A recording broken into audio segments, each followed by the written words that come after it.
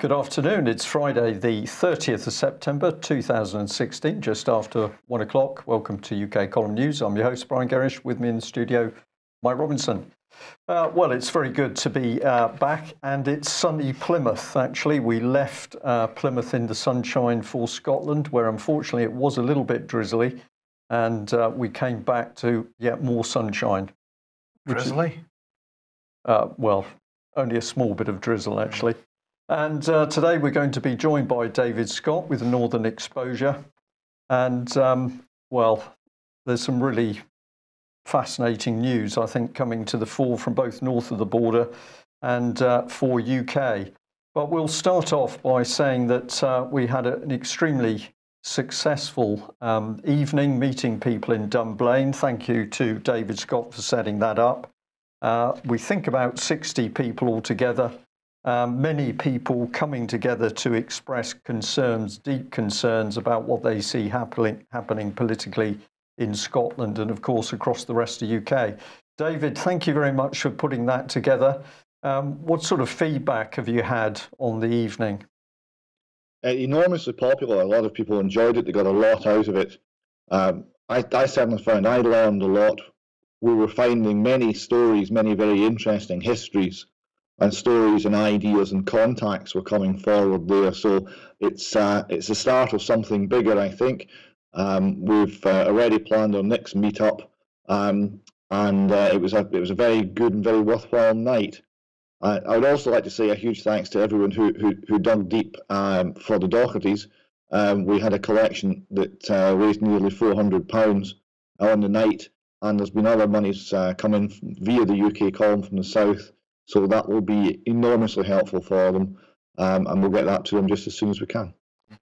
David, this is a wonderful thing, isn't it? That people coming together to give each other mutual support, and we often see people being very generous when they are really faced with the predicament of other individuals. And as you say, the Dohertys have been in quite dire straits over the last few months, so this will be great help to them.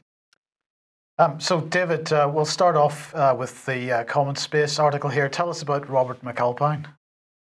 Well, this is one of the leading writers from the Common Space, which is an independent supporting internet-based paper with a very, it tends to be a very left-wing communitarian approach to most problems. So they will generally find a large government solution, but it will be a Scottish-based large government solution to any given problem. And they are wholeheartedly behind the idea of Scottish independence. It's an interesting article here because it acknowledges certain truths which have been hidden from the independent supporting public for some time, namely the growing unpopularity of the SNP government, the growing unpopularity of Nicola Sturgeon, and the realisation not only that the economic case for independence on which it was built, because remember the case that was put forward to the Scottish people is more free stuff, more money, and essentially easy street will result from independence. That was clearly has been shown by events to be a lie.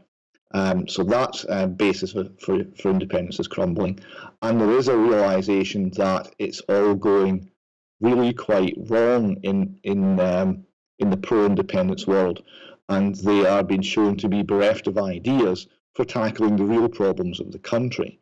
So he's starting to look into this. He's starting to acknowledge the limitations and the fact that perhaps the moment has in fact passed in 2014 with the last independence referendum.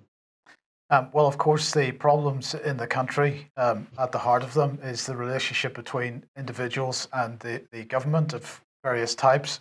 Now, last week you announced the launch of the Highland investigation because you want to investigate Highland Council and how it's treating Highlanders. And you sent this to us this morning, which is some of the feedback that you've had on that already. And this looks pretty harrowing. It certainly is. I'll just read out a few bits here. It says, I was a foster carer for the Highland Council in Inverness for 2 years. I witnessed a female social worker sexually abuse a 10-year-old boy in the local Lidl's car park. When he was in my care. When I reported it, it was 5 years of hell for me as well as a child. I was accused of being a liar and worse by social services. Highland Council, Child Protection, and the Scottish Parliament and the Highland Police Force constituted one big cover-up. Coppers on the shop floor were not happy, but the investigation was stopped from very high up with no explanation. I had my name removed from the authorised carers list and blacklisted from being a foster carer, as Social Service Inverness threatened me. As Social Service Inverness threatened me if I didn't drop the allegation. And the excuse for getting rid of me, they claim I didn't pass on information and I wasn't seen as a team player. Highland Council Social Services need looking into why are they protecting staff that have a history of abusing children, and why are they being protected by police and Scottish ministers. So there's more information up there on the screen. People can perhaps look at that to freeze the screen. Well, actually, it's worth just mentioning that if they do that, one of the things that they're going to read is that somebody saying that they know that the child concerned, who's now an adult and now has issues, including self-harm. So clearly a long-term damage being done there. Absolutely. And another interesting thing is the child concerned, whilst a child, said, don't report this to the police. If you report this to the police, I'll be taken away from you. You'll never see me again, and it will be worse for both of us. So the child, despite being a child in the system, knew the score. And the score is, don't complain, don't look for justice, or it will go badly for you. So this is one example, and we're seeing many. We're getting a huge amount of information from Highland. This is really starting to pour in now. So we're planning our next trip at the end of October, the last Wednesday in October. We will be going to Inverness to have a meeting there. Along these lines, there will be a UK column and a Northern Exposure meeting in Inverness, specifically to look at the issues that are coming out of Highland. And those issues have many themes, one of which is parents have been targeted. Parents have been viewed as the enemy by the Highland Council. Yes, okay, well, just before we move on from this, and we'll put up this one, because this, just to remind everybody how to contact you if they want to get involved in this investigation. The email address on the screen, that's northern_exposure@hushmail.com. So anybody any people working for Highland Council who want to pass along information, anybody that's been on the receiving end of Highland Council, that's the contact email address. Yes, thank you. Okay, well, let's move on to the Scottish Nationalist Party then. Now, you sent me a tweet with a little video clip. Who's this gentleman on screen at the moment? This is Murdo Fraser of the Scottish Conservative and Unionist Party, and he's asking a question at First Minister's Question Time. And so he's asked, is the First Minister confident that Police Scotland have the resources to deal with the upsurge in the workload? And of course, what was he referring to? The number of allegations being made against Scottish National Party members? Yes, the number of ongoing investigations and arrests being made concerning SNP MPs. They were famously the 56 of the 59 Scottish MPs being SNP members, constituting a large bloc in Parliament. They are now the 53 because 3 are suspended due to ongoing police investigations. And Nippy's response was a bit sort of dismissive. I mean, she tried to turn it around into some kind of political point about Conservatives, but she didn't address the point that really was at the heart of the question. She neither addressed the point at the heart of the question, nor did she even recognise, let alone respond with the obvious humour of the situation, where Police Scotland resources are being exhausted by criminal wrongdoing within the parliamentary SNP party. Yes, and meanwhile at SNP HQ, what's going on there? Yes, there's a wonderful tweet here from a Labour supporting man who's often on Twitter, and it's a a variation on the never-ending Simpsons policy of poking fun at the nuclear industry. And it says here that the man in the suit has got an SNP logo on, and it says, "Days without a financial scandal," and the gentleman behind is taking down a number 1 and putting up a number 0. So it's been 0 days since the last SNP financial scandal. And what's the latest one? Well, is it? No, you see, there was two. In the last 2 days, we've had 2 different MPs. We've found out the police are taking action against 2 different MPs in Westminster, 2 different SNP MPs. So yes, it's 1 a day at the moment. Excellent. Hope that keeps up. Right. Abuse of trust then.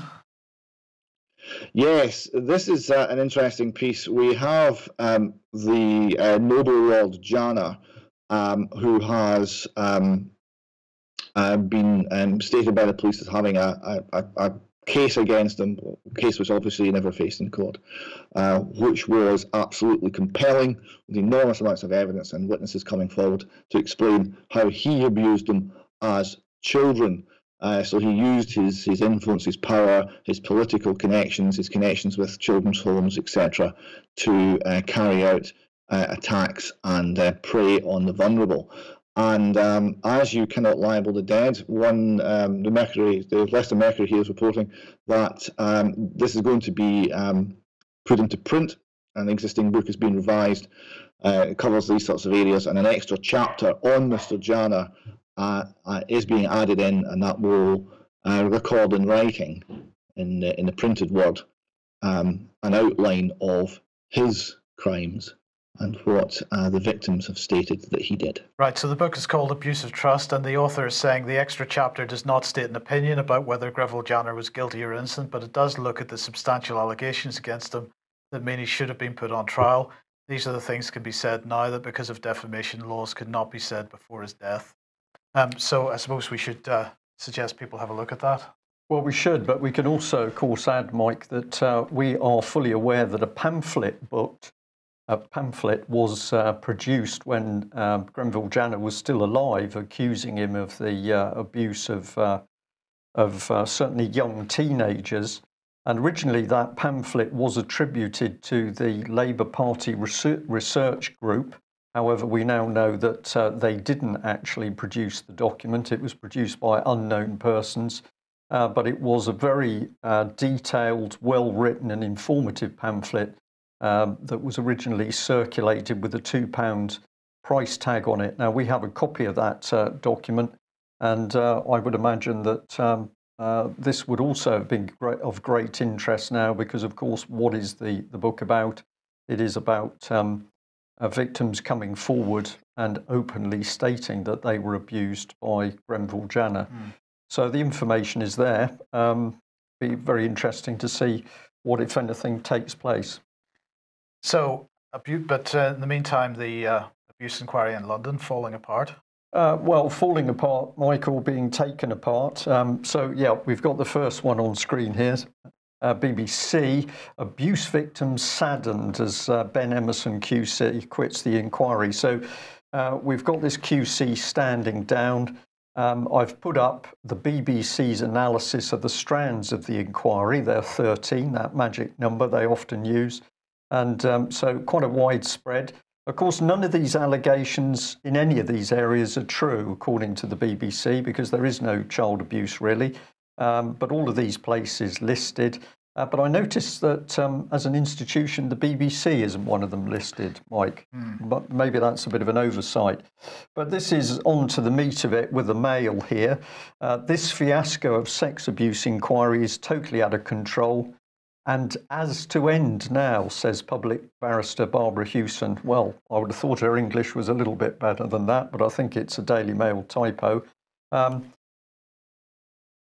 I haven't, but what I just thought we'd do is just a little bit of recap on Ms. Hewson, and then I'm sure you've got some fairly deep comment on this, David. So let's remind ourselves of what this lady has been up to. Well, she has been on BBC and in wider mainstream media, basically laughing at any abuse victims who say they were abused in a ritualistic environment. We contrasted this at the time with a document about satanic ritual abuse, which was suddenly released by the Children's Commissioner. We're not sure why. This was January 2012, but it was very interesting that if this doesn't exist, there are many people who are prepared to publish reports on it.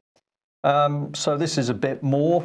Cameron could also crack down on spurious allegations of historical sex abuse, a veritable abuse industry. So this woman, very arrogant, very cold, sneering at children, teenagers, adults who come forward to say they're abused. And she thinks most of it's hype and most of people are chasing money.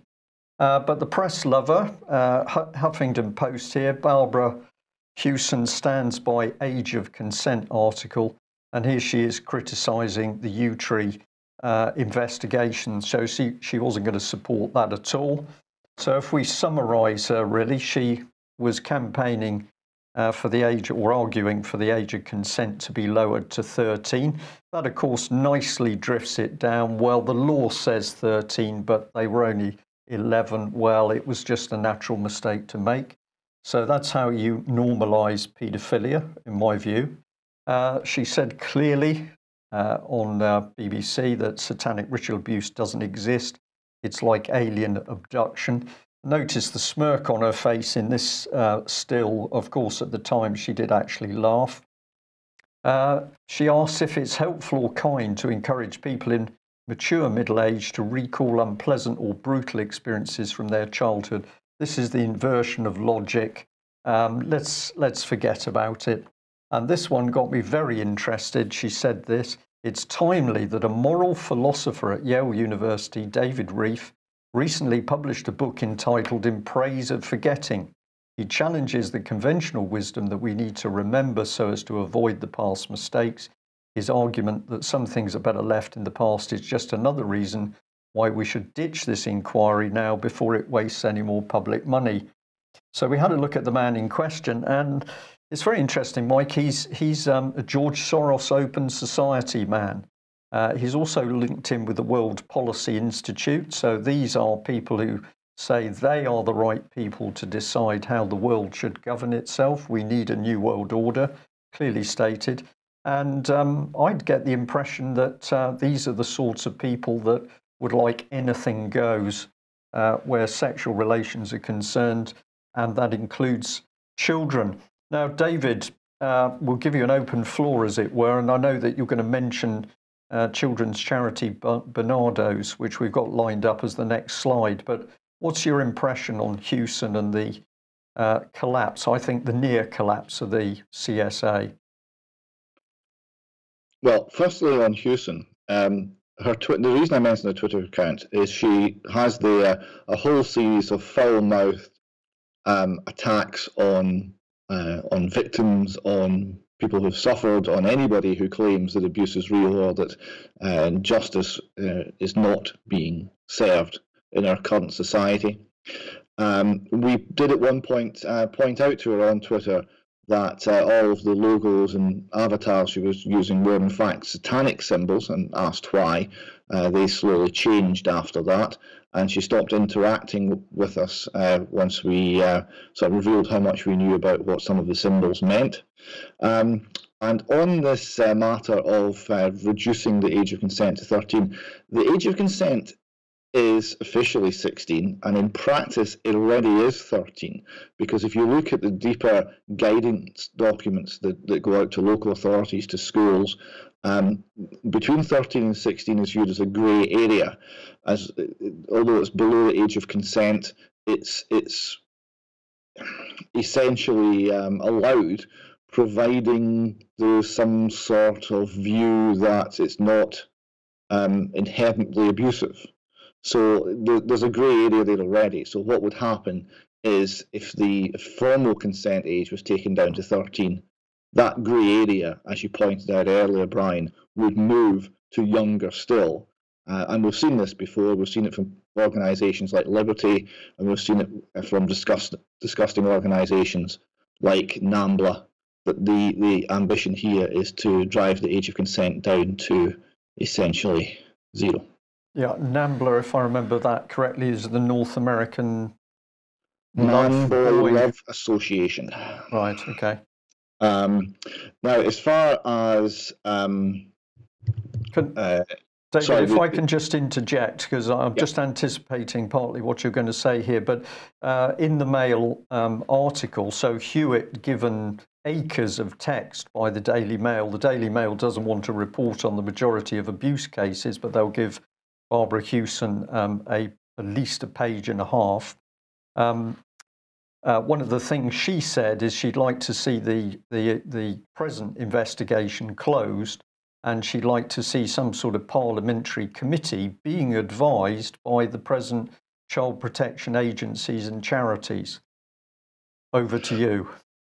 Well, yes, and wouldn't that be a safe pair of hands? It would be a safe pair of hands for the abusers, because as the victims well know, these charities, these agencies who are there allegedly to protect them do nothing of the sort.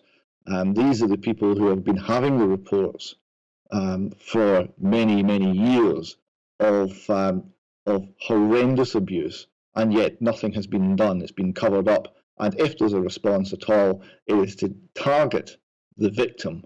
And if the victim has any children, to seize those children. These are the patterns we see. We also have to remember that in Scotland, the Scottish inquiry is in similar disarray. And an organisation set up by the Scottish Government to help abuse victims is also now being heavily criticised as simply seeing being the subject of abuse as a medical condition. It's a psychiatric problem, it's a medical problem, we will medicate you, not we will help you get justice. Well, in fact, it was the Scottish inquiry that started all this, because it was your side of the border that decided to have all these mass resignations, and clearly the English inquiry has thought that was a great idea. We can delay things even further if we do that. So we had Gollard resign, and we've got a new resignation. But it was you guys that started it, right? I think intimidation by the Scottish Government is maybe a little more obvious than intimidation by the Westminster Government. Therefore, it took the people appointed here less time to realise their position was completely untenable and to leave. Yes, okay, well, let's look at one of the children's charities then, Bernardo's, because they seem to have a 10-year plan. Yes, they're doing major expansion work. You know, Bernardo's are looking after the revenue streams. They're planning on expanding their work, expanding their workforce, expanding their turnover, and this has been done on a rising tide of child poverty they see. So this would suggest a couple of questions. One, are these organisations, and not specifically Bernardo's, but the third sector in general, who are now an extension to the state, have they really any incentive to solve the problems they're allegedly there to tackle? Because, of course, by solving them, the reason for being in existence, or at least the reason for growing, would be removed. So we've got a lot of salaries, we've got a big sector, the third sector is now huge. It's particularly at a high level, really rather well paid, and there's a lot of incentive to keep it all going. Is that in the best interest of the children? I really wonder. And the other point, of course, is why should we, having seen a reduction in poverty in this country from as far back as the eye can see, at least since the start of the Industrial Revolution. So if you put that back to about 1750, there's been a substantial reduction and more or less continual reduction in poverty, all the way from then until certainly early 1970s, when we came off the last remnants of the gold standard, and arguably until about 1990. But it's reversed, has it? We're now seeing an increase in child poverty. Why would that be? What's driving that? And certainly whatever's driving it is not something that Bernardo's are going to be addressing.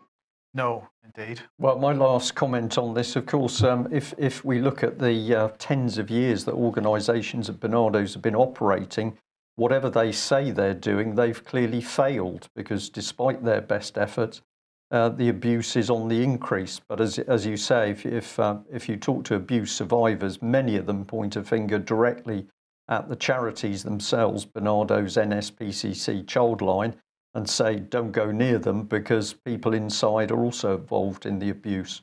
And the last thing I'll just add into that is we've learnt, thanks to people north of the border, that children, certainly in Scotland, within local authorities and child protection, are known as commodities. This reinforces your point, David, of the financial value of children. And then, of course, we've got children's protection charities like Core Assets, simply describing the children as assets. I think it's pretty easy to see what's going on. Yeah. And yet the PR spin remains covered under the word charity. That we're here, we care, and it gets the public and the mainstream media to look the other way and not ask the hard questions about what the incentives are and where the money's actually going. Now, of course, one other organisation that isn't doing its job in this regard is the police, and so it should come as no surprise, perhaps, that now that Bernard Hogan Howe, the man in charge of the Metropolitan Police, has decided to retire, it's perhaps no surprise that people that have a reputation, a long-standing reputation for protecting paedophiles, are in the front line for replacing him at the Metropolitan Police. Yes, and I was amazed and delighted in some ways to see that all of the work that the UK column, and particularly you, Brian, have put into looking at one particular officer might not be wasted, because that officer is in the running for the very highest post in British policing. And of course, you're talking about Sara Thornton, and well, we have a bit of history with her. Well, of course, yeah. So Sara Thornton was the boss of Thames Valley Police Force, and at the time that abuse was going on in Oxford and Cherwell Valley College, and paedophile gangs were operating through Oxford, it was her police force that were clearly protecting people who were there in the trade of children, and they certainly were not protecting the Asian gentleman who was bullied and harassed and threatened for reporting child abusers. So, despite all the evidence that came forward, there was absolutely no movement by Sara Thornton's police at all. And then, of course, the icing on the cake was they set up their child protection initiative, Operation Kingfisher, in the very police station, which had originally been turning away girls who had gone there for sanctuary while they were being trafficked and abused by child abusers within Oxford. So something very dirty and cynical around Sara Thornton. And then we better mention Cressida Dick, who's also going to be given yet more power. Of course, this is the common purpose graduate extraordinaire who ends up in a disastrous police operation where people are shot in London, de Menendez, and it's no problem. Let's promote the woman. Yes. The Witches of Eastwick on the rise, I think, and with Theresa May as Prime Minister, former Home Secretary, who obviously helped the cover-up over all of this situation, we've got some very dangerous women coming into post. And I'm going to say, I think it is significant that we are now starting to see these women promoted to very top positions. If anybody's feeling a bit squeamish about that remark, I happen to think that these are women who are chosen because they are particularly dangerous.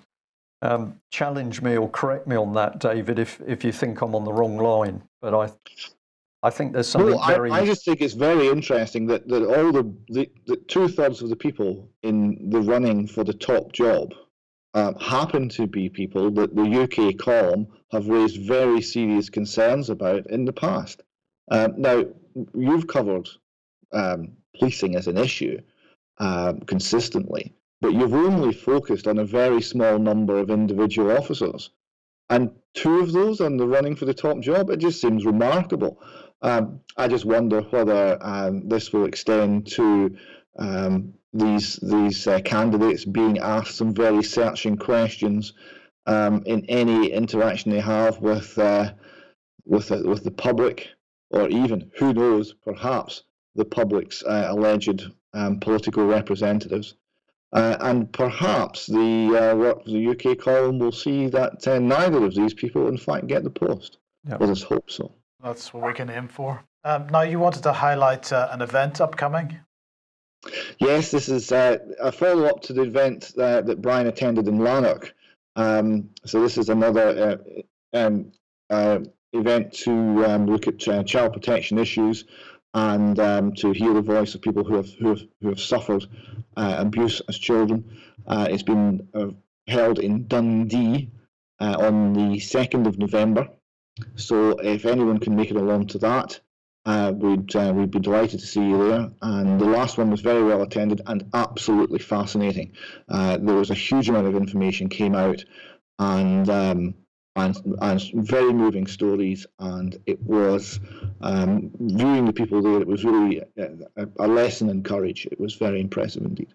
And of course, David, there was no sign of Barbara Hewson or any member of Child Protection or anybody from any of the major charities. So as the survivors told their story, and as you say, incredibly emotional to hear people recount events that had happened to them, say, 60 years previously, and what effect that had had on their lives. Not one single person from the agencies that say they're there to protect children. Well, this is true, but I would also point out they were probably too frightened to turn up, because the survivors are extremely well informed, and really the people who've got to the point of being able to speak out do not tolerate fools and do not tolerate lies, and why should they? And anybody who would stand up and try and put some political spin into that sort of audience would not last long, I would suggest. Yeah, I totally agree with that. Well, on the positive note, what can we do about all of this? And of course, the meeting in Scotland is a prime example. We need people to be coming together, bringing the truth, bringing the evidence to the fore, and also helping one another. Now, November the 19th in Winchester, we've got the British Constitution Group meeting. This is in recognition that we are now living in a lawless state.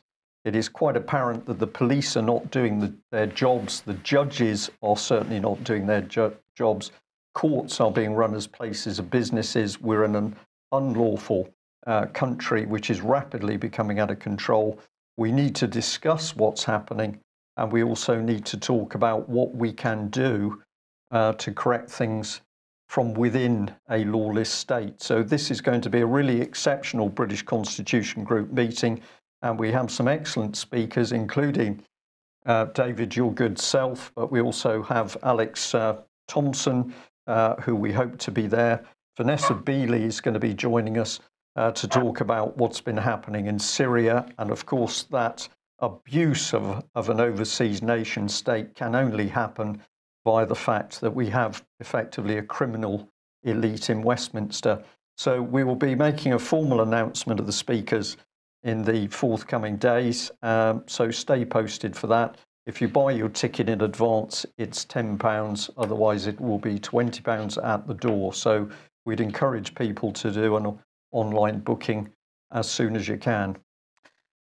David, we're getting a bit short on time, so we'll move through this reasonably quickly if we can. You wanted to highlight Tactical Investor here, and this article, Negative Rates are godsend for the greedy, unscrupulous corporate world. Yes, that rather says it all. And there's a little further down in this article, there's a little diagram that shows where negative rates are actually at. And the number one country is, in fact, Switzerland, where rates are negative out to 10 years. So why would anybody in the world lend the Swiss government money for 10 years, at the end of which they would get back less than they actually had to start with? Why would they do that? It's a very bizarre system. It's now the only thing, this free money, this negative interest rates, this bizarre system is the only thing that's propping up the financial system the world over. Which this little cartoon hints at. Yes, and this is the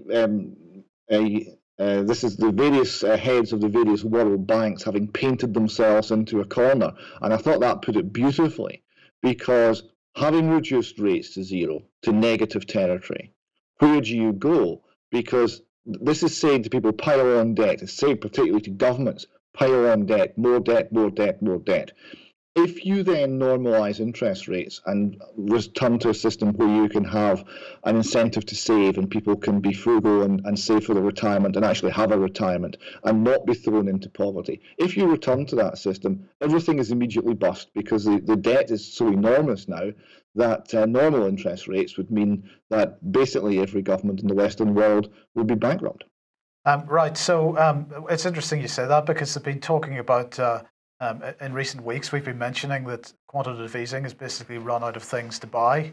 And I noticed today a number of people asking the question, are central banks going to start buying stocks?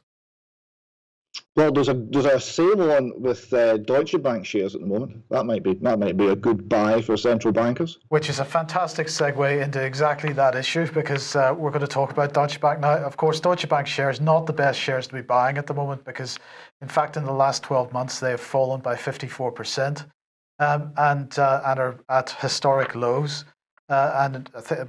At some point today, they were down a further 8%. I think they recovered slightly before we just came back on air, but nonetheless, 54% down in the last 12 months. We'll come on to that a bit more in a second. But I wanted to highlight Mario Draghi because he's basically saying it's not his fault. He's saying if a bank represents a systemic threat, it cannot be because of low interest rates. It has to be for other reasons. And I just wondered if you had a one-liner on that. What he's saying, that is actually quite meaningless. It can, if a bank represents a systemic threat, it's because it is essentially insolvent, and all that low interest rates are going to do is paper over that for a little while longer. So, okay, it's not due to low interest rates. Low interest rates are simply a smokescreen to conceal the basic problem, and the basic problem is the bankrupt. But that's basically what he's saying. It's sloppy shoulder syndrome. He's saying it's nothing to do with me. It's somebody else's problem that Deutsche Bank's in difficulty. Is basically what he's at. Now, of course, Christine Lagarde had to weigh in as well because she said Deutsche Bank is a systemic, important player in the global financial system, but it's on a solid base currently, and we're not at the stage where I see any need for government intervention, and it is impossible not to laugh at that statement. I think she's talking about the physical structure of the building rather than the actual assets of the bank. Well, I'm sceptical even about the state of that. But anyway, let's talk about what Deutsche Bank themselves are saying. Because, of course, the news, they admitted today that several of the larger hedge fund clients have been withdrawing money. In other words, they're running for the door. They're trying to get their money out of Deutsche Bank in full recognition that Deutsche Bank is about to go under. And John Cryan didn't want to admit that. So he sent a little note round saying, "Dear colleagues, you will have seen speculation in the media that a few of our hedge fund clients have reduced some activities with us. That is causing unjustified concerns. We should consider this in the context of the bigger picture. Deutsche Bank overall has more than 20 million clients. They're all going to lose their money," but he didn't say that. That's my words. He went on to say, "I understand if you feel concerned by the extensive coverage in this issue. Our bank has become subject to speculation. Ongoing rumours are causing significant swings in our stock market. In our stock price. It's all those nasty rumour mongers, Mike. In fact, it's your fault. He basically wrong with the bank. It's you've suggested there's a problem, and now there is. So you should be more confident. You should be buying some shares here. Well, no, because look, let's just look at the share price because there is the graph. And that is the share price over the last 12 months. So the last thing you want to be doing is buying any Deutsche Bank shares at the moment. Yeah. Where do you go with that? See this thing about don't worry, everything's sound. People have to remember they will never tell you, right? When a major bank like Deutsche Bank is going to go pop, people like Christine Lagarde will always lie. It was not Draghi who said when it really gets serious, you have to lie. Remember in the tequila crisis when the peso was hugely devalued against the dollar, the day before the Mexican government was saying that there is no problem, we will not devalue. We're completely committed to parity with the dollar. We will remain at the existing mark and there will be no devaluation. And the next day they cut it by something like 70%. They will never tell you. Indeed. Okay, but you wanted to highlight this from Zero Hedge. Panic in the kingdom, Saudi currency, bonds, bank extends collapse despite OPEC deal. And of course, we had the OPEC deal, which for about 6 hours or something saw oil prices going up, and that didn't last even till about 10 o'clock this morning. Well, it's another triumph for Austrian economics, because Austrian economics says that cartels never work. Sooner or later, usually sooner, they break down. And it's also a sign that, in fact, domestic oppression and oil is not enough to build an economy upon. Yes. Okay, well, something that perhaps is enough to build an economy upon is arms sales. So let's talk about Syria for a minute, because, of course, that's the hottest area in the Middle East at this point in time. People should possibly look away at this point, because we're about to show a picture of Boris Johnson. And here he is with a white helmet. Excellent. We like to see that. He's clearly had a haircut so that he can probably wear it. Well, he has, because he's looking very smart and trim these days. But what we're going to do now is we're going to show a short video that he made yesterday or the day before. So this is video 1, Theo, please. And we'll have some comment about this after we watch. Hi folks, I'm here in Gaziantep, or near Gaziantep, at a huge refugee camp, which is one of the camps that is being supported by the UK. People don't realise we're giving about £2.3 billion in aid to Syria. And I've just met some of the people who were supporting with a big programme to train the police force in cities like Aleppo and Hama and Idlib, places where they need security and they need reassurance, they need the police to be integrated with society, being funded by UK taxpayers and people being trained by former UK military staff. Absolutely overwhelming to see it.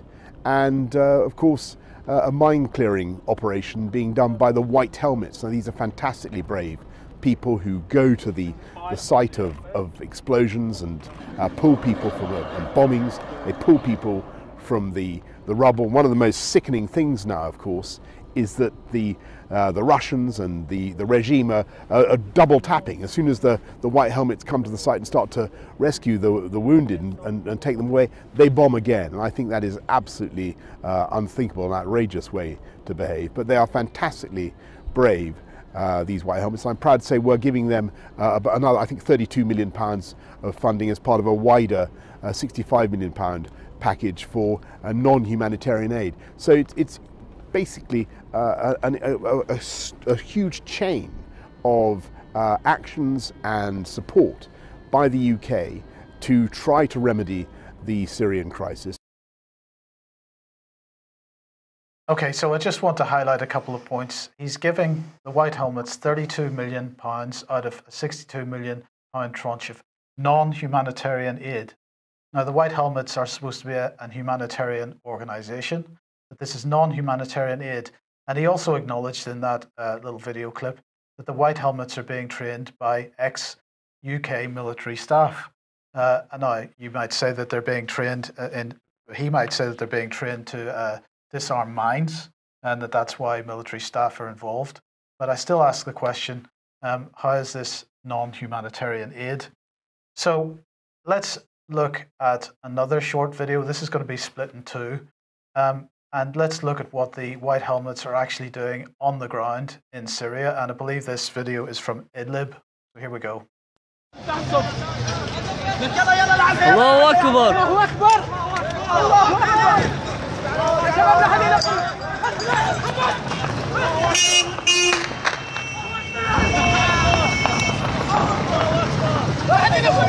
Allahu Akbar!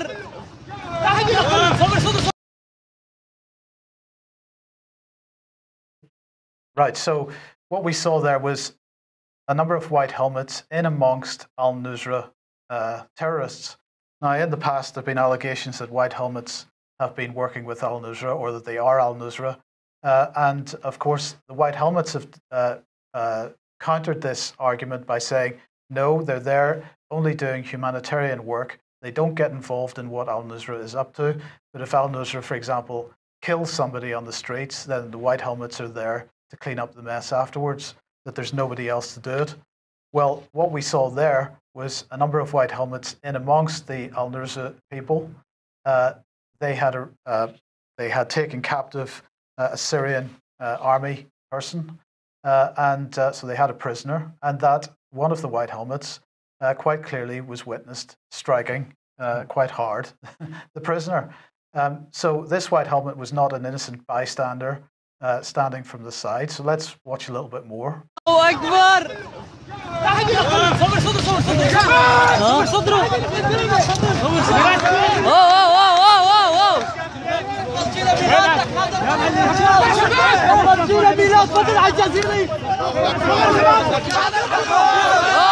يا شباب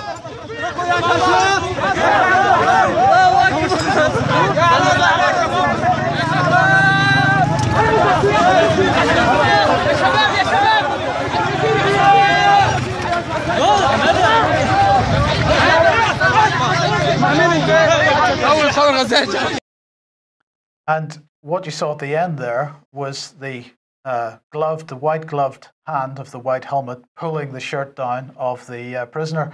And on the prisoner was a tattoo which said Bashar and Hafez. Of course, Hafez was Bashar al-Assad's father. And quite a number of the Assad loyalists have these markings on them. So what they were doing was demonstrating for the video that their prisoner was an Assad, somebody from the Assad side of the conflict. But what this video shows for the first time, I believe this is the first time we've seen a video showing direct participation by a white helmet or a group of white helmets in al-Nusra activities. Now, nobody knows what happened to that prisoner, but the assumption is that he was then executed. I would like Boris Johnson to comment on this because he is pumping another £32 million into this organisation, and the evidence just continues to pile up that they are terrorists. Well, the number of questions that perhaps we can be saying to our audience today, perhaps you'd help us with this business of challenging Boris Johnson. When was there a debate on 2.3 billion in aid? And was there any debate on whether aid was spent? So we've got 65 million was that first figure towards out of the non-humanitarian aid towards the White Helmet. So whose decision was this? Theresa May, David Cameron's, Boris Johnson's? We don't know. So perhaps our audience could help us establish that. Indeed. Well, we'll move on to Russian propaganda now, because this is a fantastically hypocritical article in Foreign Policy magazine, How MH17 Gave Birth to the Modern Russian Spin Machine. The downing of a passenger flight over Ukraine triggered an extraordinary campaign of lying, disassembling, and distortion, that has not stopped since. And this article goes on to berate the Russians for their propaganda machine. And this is coming from a magazine which is right at the heart of the Western establishment's propaganda machine. It is amazing. And who wrote this article? I do recommend people read it. Who wrote it? It was a guy called Ben Nimmo. He is Information Defense Fellow with the Atlantic Council's Digital Forensic Research Lab, an analyst on defense and international security, specializing, he says, on patterns and trends on disinformation and hybrid warfare. So he's perhaps best placed to write some disinformation himself. He has apparently worked for a writer and a journalist throughout Europe, including with NATO, and particularly NATO-Russia and NATO-Ukraine relations. He's a senior fellow of the Institute for Statecraft in London, associate scholar for the Centre for European Policy Analysis, and he speaks multiple languages, including Russian. So perhaps if you do go and read that article, Foreign Policy magazine, you read it in the context of who it is that's written it. But, you know, for anybody in the Western media at this point to be criticizing any other country, especially Russia, of this type of spin, since spin doctor, the term was created in this country, I think. So it's incredible. Sickening. Yeah. David, just give you a brief comment on what we've just covered there before we really emphasise the sheer hypocrisy that's Britain at the moment. I think the point about funding and terrorism is very interesting, because how do governments do this? You know, we've discussed that Britain and France and the United States are are funding the breakup of Syria and funding the terrorist groups. But governments fund via budgets, and they have to hide it somewhere. There's a very interesting piece by Catherine Austin Fitz, who was Department of Housing head under Bush Jr. She was given this post. She went in, she started to ask questions like, how do I know if we're losing money or making money? And they said, well, we don't really know that. I said, well, is it a budget? Yes, it's a budget. So they gave her this huge pile of paper. She read through it, said, well, there's nothing really that gives me that information. I need more information. She had to get different departments to report to her before she could get the financial information. She found they were losing £11 million a day. Nobody knew. She then took another 2 months to find out where it was going, and it was only going to 2 out of 10 regions. One of them was Texas and Arkansas, right, which was losing $2 billion a year, right? And she spoke to the man running that department. He thought he was breaking even because Texas and Arkansas was where the Iran-Contra was being run from. That was where Mina Airport was. So the budget was going through the housing department. Who knew? But it was running terrorist activities. So if we are running terrorism in Syria, there will be a financial trail, but it will be hidden. It'd be very interesting to find out which departments it's hidden in, and overseas aid would be a candidate. Absolutely. Well, David, let's come back to Russia, because, of course, one of the things that Russia today has been getting increasingly good at is pointing the finger in the right direction. And they have this really excellent article, Game of Drones, and there's a documentary which goes with it. And they're focusing on the use of drones, particularly in attacks in Pakistan, which have killed hundreds of people. And it's freely admitted, at least by the US government, that, oh dear, we've killed several tens of thousands of completely innocent civilians. Well, if you get into the article, these are some of the comments. There's a gentleman, Imran Khan, and he says killing people by these drones, basically sitting on a screen and eliminating people, dehumanizing them, treating them like they're from some other planet, not giving them basic rights of proving their innocence. It violates all norms of justice. Well, who could disagree with that statement? And then they've also done their research. So Russia today has sought out the operators of drones, and they're pointing out Sean Westmoreland here. And they say he's also dealing with the after effects of drone attacks, but for a very different reasons. Since serving as a drone communications technician in the Air Force, he has struggled to come to terms with the roles he played in the strikes. Now, we've mentioned this before, but you imagine you leave home in the morning, you say goodbye to your wife and child, or your husband, if you're a woman who's involved in the killing, and you go in and you sit down effectively in a gaming room and you murder people thousands of miles away who've had absolutely no opportunity to protest their innocence in any court of any description. Now, contrast the reality of what's going on with the bizarre language of this man, Air Commodore Dean Andrew. So this is the RAF boss in charge of the drone operation. He said in relation to the unlawful killing of Syrian government troops, that his systems relied on several different sources that are checked and cross-checked. There's a strong corroboration which leaves little room for single stream failure. So we pointed out, of course, that, well, indeed, there had been failure, and he didn't seem too bothered about that. But the other bit, and I'll bring it up very quickly, was the bizarre language this man is using, because he talks about needing staff that have their apertures open to change, and he's transforming the RAF. So they're obviously going to have more drones operated by more people with their apertures open, and we can expect more death. Now, this is part of lies and spin, and just to highlight points you were making there, if we go back through and look at reports, it's always overseas country that are the terrorists, the people torturing, familiar faces here.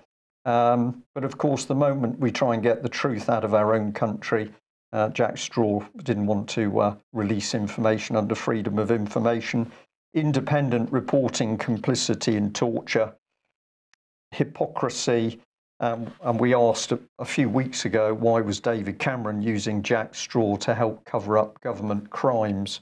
So the deeper you go into it, the more you find that the British government simply does not want to tell the truth about what they're doing. And the last thing they're going to do is push out information.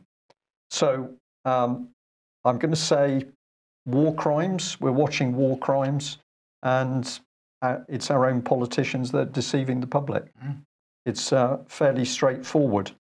David, we were recently given a book which was absolutely fascinating, written by a Guardian journalist, but what he was showing that Britain had been complicit in torture for many years. He started during the Second World War. He talked about the torture of German ex-military and civilians immediately after the war, and then expanded through to torture in Iraq. People have dismissed this book as sort of conspiracy theory. I don't know whether you've managed to get into it a bit, but any comments? I haven't managed to get to that one yet. There used to be a realization in this country that torture didn't work, and there was a belief that we didn't do it. There was a belief that we were better than that. It seems that this belief was misplaced.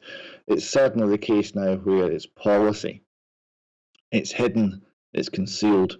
There's no light, there's no fresh air, but it is policy. I don't think the people of this country are of a mind to accept that from their leaders. They are being deceived, they're being kept in the dark.